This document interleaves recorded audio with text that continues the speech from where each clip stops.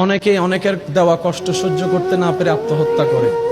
মনে রাখবেন, জীবনটা আপনাকে আল্লাহ দিয়েছেন, এটা আমানত। আপনার শরীরে যা কিছু আছে সব আল্লাহর দেওয়া আমানত। আপনি আমি কেউ মালিক নই। সুবহানাল্লাহ বলেন না।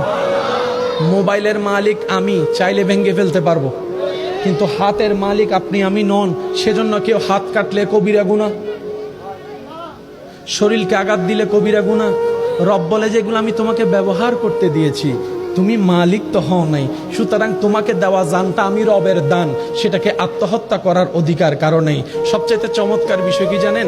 অনেকে যারা আত্মহত্যা করে দুনিয়াকে বুঝাতে চায় আমি মরে গেলেই তুই বুঝতে পারবি, আমি মরে গেলেই জগৎ বুঝবে আমার দামটা কি। তারা ঠিকই মরে যায়, জগৎ একদিন তাদেরকে আর ভুলে যায়। কারণ দুনিয়া এত ব্যস্ত, কেউ কাউকে মনে রাখার বেশি টাইম পায় না। একটু জানাজার নামাজে খেয়াল করে দেখেন, অনেক কষ্ট করে মানুষ একটু জানাজায় যায়, নামাজটা পড়ে আর দেরি করে না। কবরস্থান পর্যন্ত যাওয়ার মানুষের সংখ্যা দেখবেন যে একদম কম, কবর দেওয়ার সময় মানুষের সংখ্যা দেখবেন যে আরো কমে গিয়েছে।